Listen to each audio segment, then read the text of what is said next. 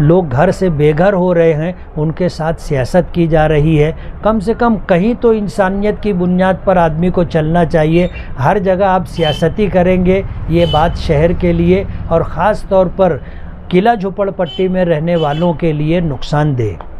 जम्मू कश्मीर के एक तफरीही मकाम और गांव पहलगाम में जो टूरिस्ट लोगों के ऊपर फायरिंग करके आतंकी और दहशतगर्द लोगों ने 26 लोगों को मार डाला और बहुत सारे लोग ज़ख्मी हैं, ये इंसानियत से गिरी हुई हरकत है। कोई भी शख्स जिसके दिल में इंसानियत होगी, इंसानों का दर्द होगा, वो कभी भी ये हरकत नहीं कर सकता।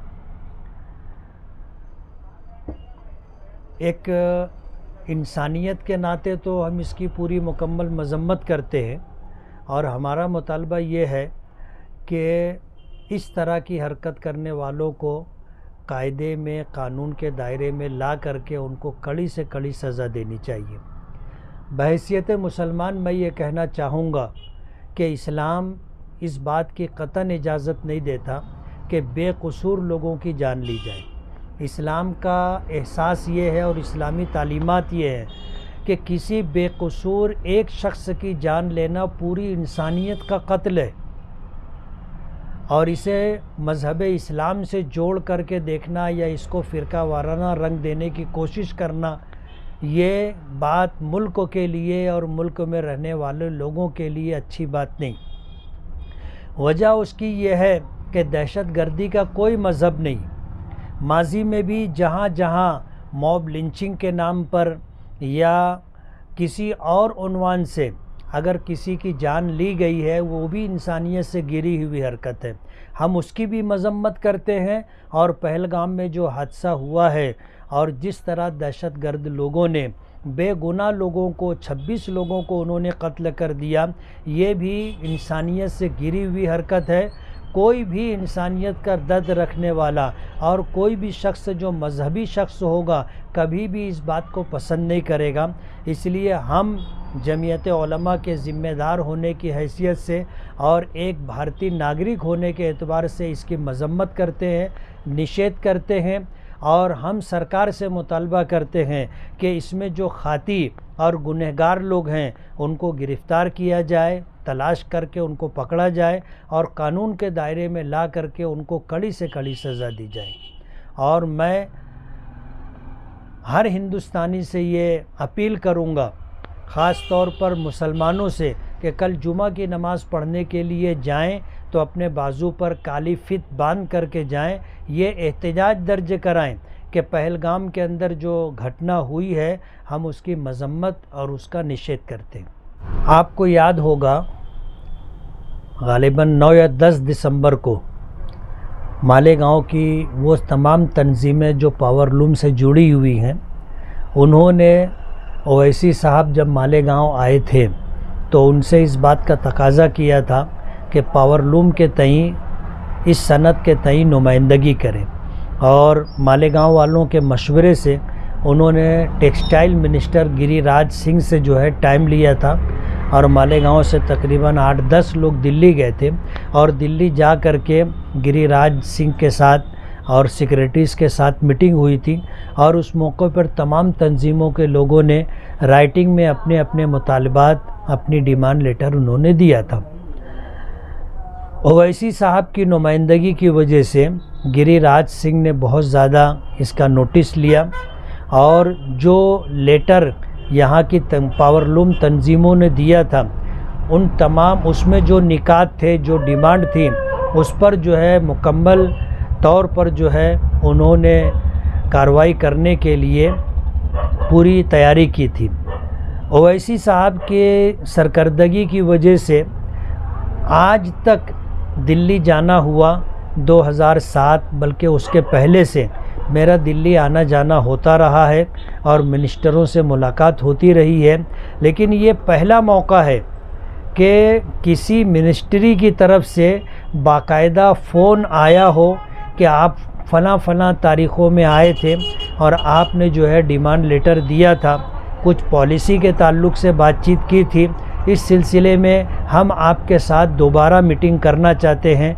आप दिल्ली आओगे या हम अपने सेक्रेटरीज़ को जो है मालेगांव भेजें। इस तरह का फ़ोन एडवोकेट मोमिन मुजीब को आया, इस तरह का फ़ोन मुझे आया और हम लोगों ने मशवरा किया और ये तय किया कि हमें दिल्ली जा कर के वहाँ पर मुलाकात करनी चाहिए। तो हम लोगों ने उनसे आमादगी ज़ाहिर की कि हम दिल्ली आ जाएंगे और जब आमादगी ज़ाहिर हुई तो 23 तारीख़ सुबह 11 बजे का टाइम उन्होंने तय किया था। प्रोग्राम के मुताबिक मैं और एडवोकेट मोमिन मुजीब हम लोग वहाँ पर पहुँचे और उन्होंने पहले से ही ये कह दिया था कि जो डिमांड लेटर आपने दिया है उस सिलसिले में हमारे कुछ क्वेश्चंस हैं, कुछ सवालात हैं, आप उसके जवाबात की पूरी तैयारी करके आए।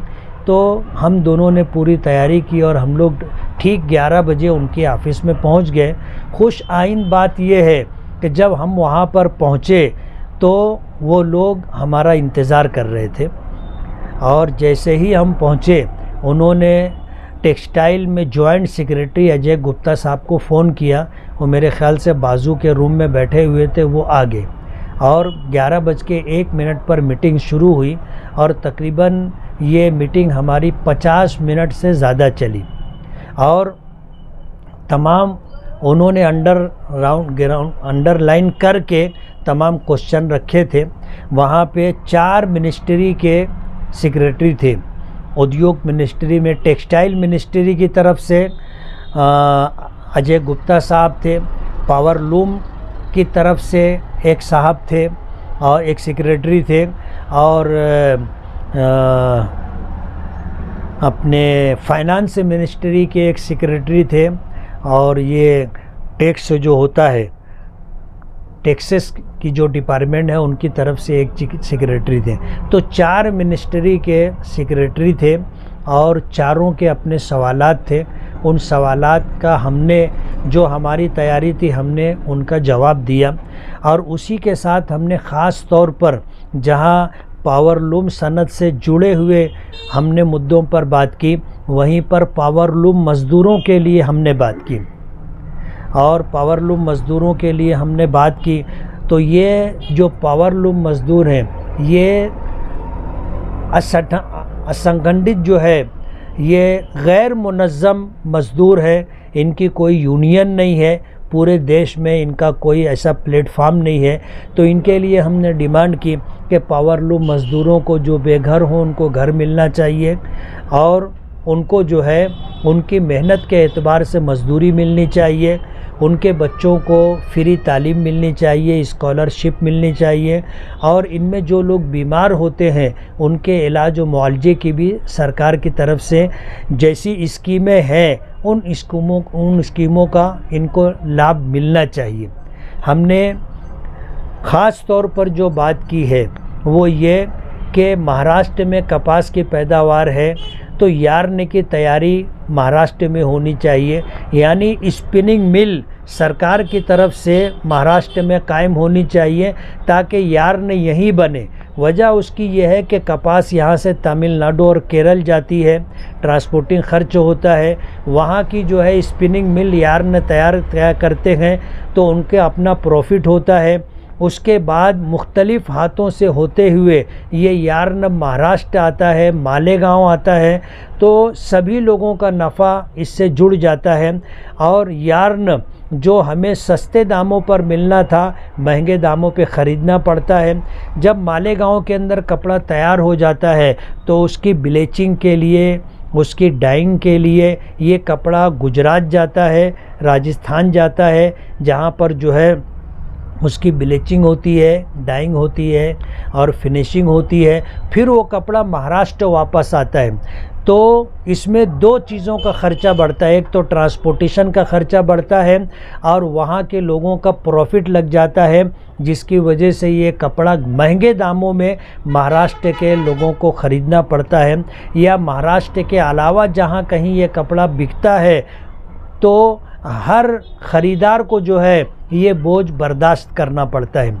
तो महाराष्ट्र में ही स्पिनिंग मिल हो, महाराष्ट्र में ही उसकी ब्लीचिंग और उसकी डाइंग और उसी के साथ साथ जो है उसकी फिनिशिंग का इंतज़ाम होना चाहिए, ताकि हर हिंदुस्तानी जिसको साल भर में 8 किलो या 12 किलो कपड़ा ख़रीदना पड़ता है, ये कपड़ा उसको सस्ते दामों में मिल सके, इस बात की सरकार को फ़िक्र करनी चाहिए और सरकार को जो है इसके लिए स्कीम वगैरह बनाना चाहिए। हम मालेगांव के रहने वाले हैं और मालेगांव में जो है सादा प्लेन पावर लूम है। आज सरकार की मंशा ये है कि प्लेन पावर लूम छोड़ करके हम जो है जदीद पावर लूम पर हैं, जैसे वाटर जेट है, एयर जेट है या रिपेयर लूम है, इस तरह के लूमों पर लाना चाहते हैं। तो सरकार को ये बात भी नोट करनी चाहिए कि जो मालेगांव में कपड़ा तैयार होता है वो सस्ता कपड़ा होता है और ग़रीब लोग उस कपड़े का इस्तेमाल करते हैं, और जो ऐसे महंगे जदीद पावर लूम पे जो कपड़ा तैयार होता है वो कपड़ा महंगा होता है, उसको ख़रीदने के लिए उसी दर्जे के लोग लगते हैं। तो गरीबी के सतह से नीचे ज़िंदगी गुजारने वालों के लिए जो कपड़ा तैयार होता है वो मालेगांव में तैयार होता है। तो इस ताल्लुक़ से सरकार की माजी में जो यार्न बैंक की स्कीम थी या इसी तरह जो है पावर लूम से रिलेटेड जो स्कीमें थी, ख़ास तौर पर मज़दूरों के लिए जो इंश्योरेंस की स्कीमें थी वो ख़त्म हो गई हैं। सरकार उसको जो है नई शक्ल में उसको ला रही है। तो इस सिलसिले में उन स्कीमों का लाभ पावर लूम मज़दूरों को मिलना चाहिए। और ख़ास तौर पर हमने ये डिमांड की कि मालेगांव में जो सर्विस सेंटर है पावर लूम का, वहाँ पर जो है कपड़ों के लिए और यार्न की चेकिंग के लिए जो मशीनें चाहिए वो मशीनें दस्तयाब नहीं हैं। मालेगांव पावर लूम सेंटर पर वो सारी मशीनें जो तकरीबन 17 किस्मों की मशीनें होती हैं वो मशीनें लगनी चाहिए।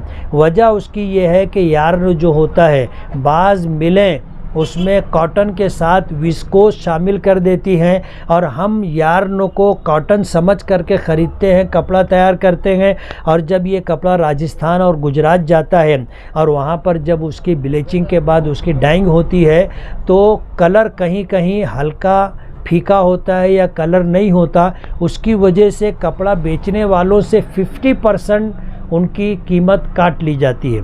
तो ये मालेगांव के मज़दूरों का नुकसान है। और इसकी चेकिंग के लिए कि ये यार्न 100% कॉटन है, उसके लिए मशीन पावर लूम सेंटर में होनी चाहिए। कपड़े की तैयारी के बाद कपड़े की अगर चेकिंग हो तो वो मशीनें भी यहाँ पर होनी चाहिए।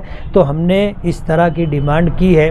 और हमने ये भी डिमांड की है कि मालेगांव में ख़ास तौर पर यहाँ का मुसलमान सूदी कारोबार से बचने के लिए लोन लेने के लिए तैयार नहीं होता, जो सूद ब्याज पर मिलता है। तो सरकार उनको गैर सूदी तौर पर क्या मालियात की लाइन से, फाइनेंस के लाइन से स्कीम बना सकती है, ऐसी स्कीम मालेगांव वालों के लिए बनना चाहिए। क्या है कि एचल करंजी वहाँ 1.5 लाख पावर लूम है, लेकिन वो तमाम के तमाम पावर लूम 90% जदीद पावर लूम है। और वहाँ के लोग जो है सरकार की तमाम स्कीमों से फ़ायदा उठाते, तो वहाँ पर जो है उन लोगों का स्टेटस बहुत ऊंचा है। और मालेगांव जो है सादा पावर लूम चलाने वाले और सस्ता कपड़ा तैयार करने वालों का शहर है, इसलिए यहाँ की सूरत हाल अलग है।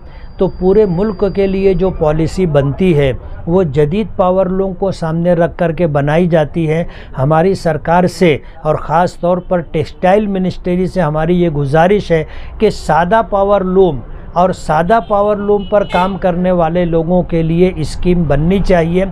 और मालेगांव ऐसा शहर है कि यहाँ पर जो है, यहाँ पर मिक्स जोन है कि जहाँ लोग रहते हैं उसी इलाके में कारखाने भी हैं, साइजिंग वगैरह भी हैं। तो उसको पेश नज़र रख करके जो स्कीमें बनती हैं उसके लिए बहुत कड़ी शर्तें रखी जाती हैं कि आपको अगर इस स्कीम से फ़ायदा उठाना है तो आपको जो है रेसिडेंशियल जोन से निकल करके आपको इंडस्ट्रियल जोन में जाना होगा। ये मालेगांव के लोगों के लिए मुश्किल है। मालेगांव में 2 लूम, 4 लूम, 10 लूम, 20 लूम और 50 लूम 100 लूम इस तरह लोग कारोबार करते हैं और सादा पावर लूम है। इसलिए इन लोगों के लिए ऐसी स्कीम बनना चाहिए कि मालेगांव के लोगों को इसका बेनिफिट मिले और ये तरक्की करके आगे बढ़ सकें। कारपोरेशन में जो कारगुजार कमिश्नर हैं काळे मैडम साहिब, और इसी तरह अतिक्रमण डिपार्टमेंट और वाटर सप्लाई डिपार्टमेंट, इन 3 महकमों के ज़िम्मेदारों HOT के साथ हमारी मीटिंग थी। मालेगांव में गर्मी का मौसम है और रमज़ान से पहले, रमज़ान के पेश नज़र इफ्तारी और सहरी के वक्त नल ना आए, ऐसी हमने कमिश्नर से गुजारिश की थी। तो वाटर सप्लाई इंजीनियर ने कुछ टाइम टेबल बदला था, लेकिन रमज़ान जाने के बाद आज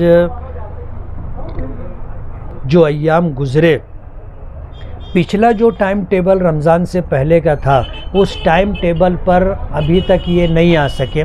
पूरे शहर में ख़ास कुछ मखसूस इलाके हैं, जैसे ये अली अकबर पानी की टांकी से जो जहाँ पानी सप्लाई होती है वो एरिया, पवारवाड़ी का एरिया, और इसी तरह जो है अपने कुछ और एरिए हैं जहाँ 2 दिन नागे से पानी आना चाहिए, 3 दिन हो गया नहीं आया, 4 दिन हो गया नहीं आया, इस तरह कहीं 5वां दिन है नल नहीं आया।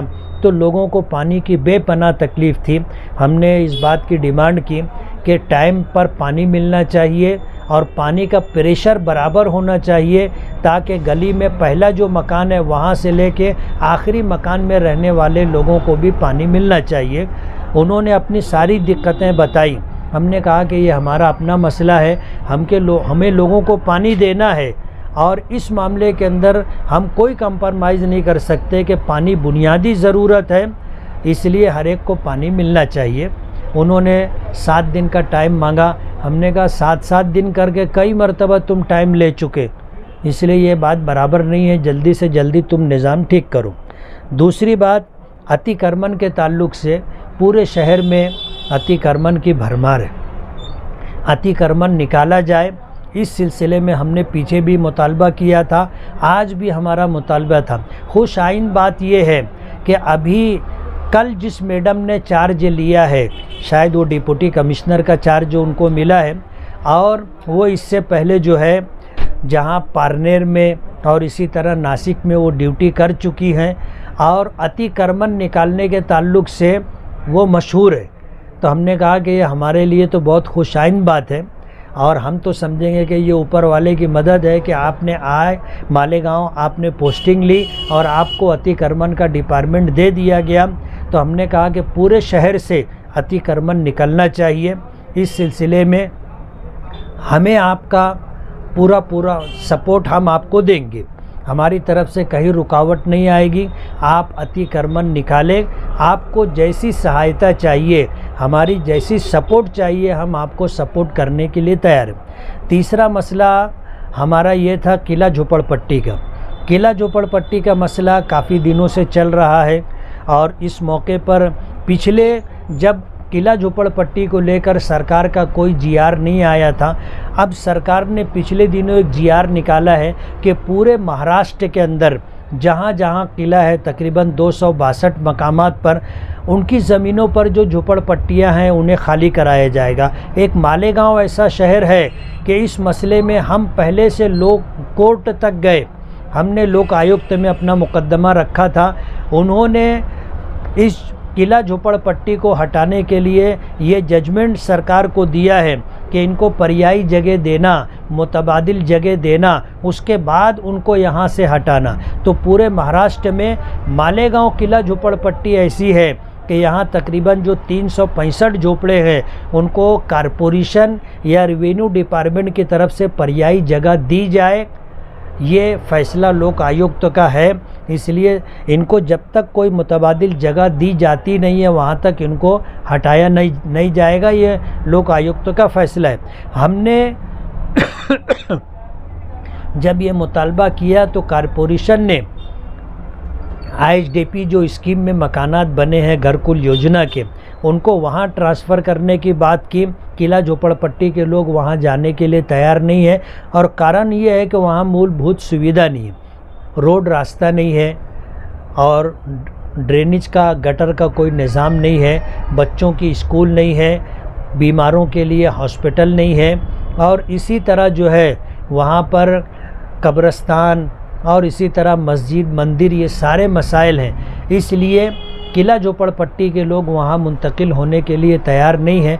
हमने कारपोरेशन से डिमांड की है कि कारपोरेशन या रेवेन्यू डिपार्टमेंट की तरफ से उनको शहर में जगह दी जाए, चाहे कारपोरेशन अपनी जगह देवे या कारपोरेशन ख़रीद करके उनको जगह देवे, तो ये लोग वहाँ पर शिफ्ट होंगे, वरना ये घरकुल योजना में जाने के लिए तैयार नहीं है। और जब तक इनको मुतबादिल जगह नहीं दी जाती, ये झोपड़पट्टी उखाड़ी नहीं जाएगी।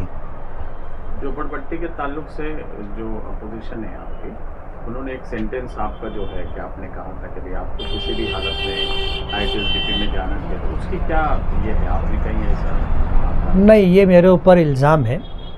मैंने वहाँ जाने के बाद बात ये कही थी कि पहले सिर्फ हमारा मालेगांव किला झोपड़पट्टी का मसला था, हम लड़ाई लड़ रहे थे और कानूनी लड़ाई हमने लड़ी, और लोक आयुक्त ने सरकार को इस बात का पाबंद किया है कि इनको मुतबादिल जगह दिए बगैर इनको यहाँ से हटाया ना जाए।